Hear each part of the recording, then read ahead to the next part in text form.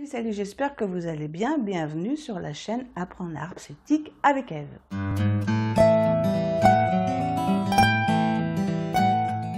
Alors aujourd'hui, je voulais vous donner 3 conseils. Cette vidéo s'adresse aux parents, puisque en ce moment j'ai quelques demandes et c'est vrai que c'est intéressant de voir un peu la démarche des parents qui cherchent des nouveaux loisirs, une démarche pour que leurs enfants apprennent la harpe ou un instrument de musique en général. Et au fil du temps, j'ai déterminé 3 critères qui me paraissent importants et que je voulais vous parler aujourd'hui. Alors ce qu'il faut savoir, et ça parfois ça peut être un peu une désillusion auprès de l'enfant, c'est que moi le premier des critères, c'est vraiment l'enthousiasme de l'enfant. C'est quelque chose qui est important parce que ça m'est arrivé il y a encore quelques années d'avoir des projections de parents qui voulaient que leur enfant apprenne la harpe alors que c'était eux qui voulaient apprendre. Alors au début, l'enfant est soutenu, est supporté, il est tout enthousiaste, etc. Mais quand après, il faut derrière travailler, il se rend compte que c'est pas pour lui. Et ça m'est arrivé d'avoir des enfants qui clairement venaient et trouvaient plein d'excuses pour ne pas jouer, pour ne pas montrer.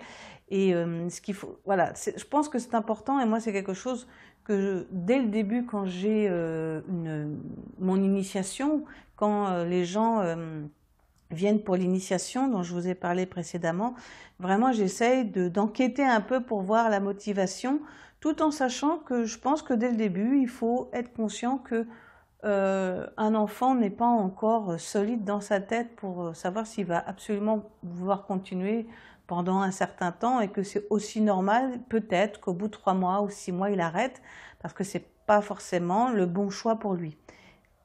Entre ça et le fait que les parents poussent parce qu'ils veulent absolument que l'enfant fasse un instrument, il y a quand même, je pense, une différence. Et voilà, donc c'est vraiment le premier des critères, c'est vraiment l'enthousiasme de l'enfant, tout en sachant que ça peut durer 6 mois, ça peut durer 1 an, mais tant que c'est bien fait et qu'il y a un bon souvenir, je pense que c'est le plus important, parce que le nombre de personnes que j'ai eu en élèves et qui ont eu un mauvais souvenir enfant de leur apprentissage de la musique, je peux vous dire que je crois que je pourrais écrire un livre complet, et ça vraiment c'est quelque chose qui me paraît important. Alors la chose aussi que j'essaye d'expliquer justement par rapport à ça, le deuxième conseil, le deuxième critère, c'est de comprendre que d'apprendre un instrument, c'est pas comme une activité sportive, où l'activité sportive, l'enfant, vous le déposez au foot ou au poney, il fait sa séance avec ses affaires, avec ses copains, et puis après il rentre et basta. Un instrument de musique, ça se pratique tous les jours, très régulièrement, parce que sinon on ne progresse pas. Et ça, je pense que c'est important, même si moi j'explique aux parents que je demande pas. Moi je suis pas quelqu'un de très exigeant, je ne pousse pas à préparer des auditions, etc. L'important c'est que il faut comprendre qu'il va y avoir un travail derrière à faire, et que l'enfant n'est pas forcément habilité, en tout cas assez grand pour le faire tout seul. Ne pensez pas que, contrairement au devoir, il va le faire tout seul, sauf si vraiment il est motivé.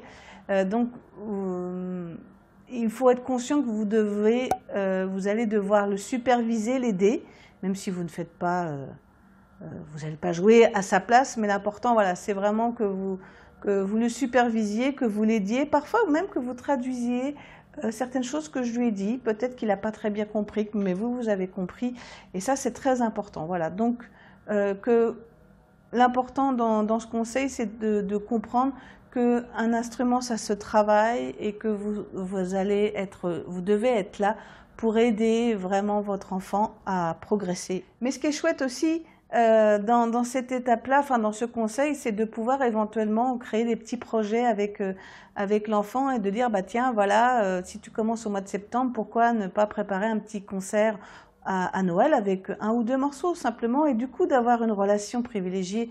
Et ça, je trouve ça chouette. Voilà, c'est le bon côté de superviser son enfant, de l'aider à créer une surprise pour que ce soit par exemple une surprise pour un anniversaire ou pour Noël, pour papy ou mamie, surtout en ce moment avec ce qui nous arrive. Je pense que de créer des moments heureux, c'est très riche et très important.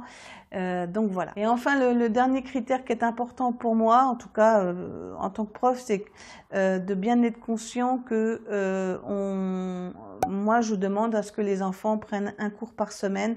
En moyenne 30 minutes, je pense c'est ce que font les autres professeurs, parce que ça permet d'augmenter l'envie à l'enfant de travailler. Bon là pareil, je prépare pas aux auditions, au conservatoire, etc.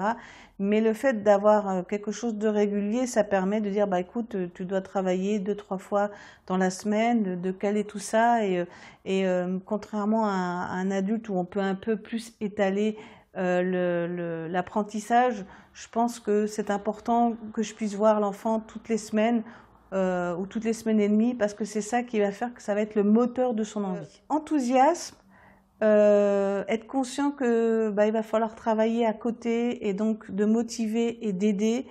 Et enfin la régularité, je crois que ce sont les 3 critères pour que, moi j'accepte un enfant chez moi. Il est probable que chez d'autres professeurs, c'est le même cas. Et puis que surtout, que ça se passe bien. Et ça, c'est, je pense, le plus important. Donc voilà, j'espère que cette vidéo de conseils vous a plu. Et je vous dis à une prochaine vidéo. Salut!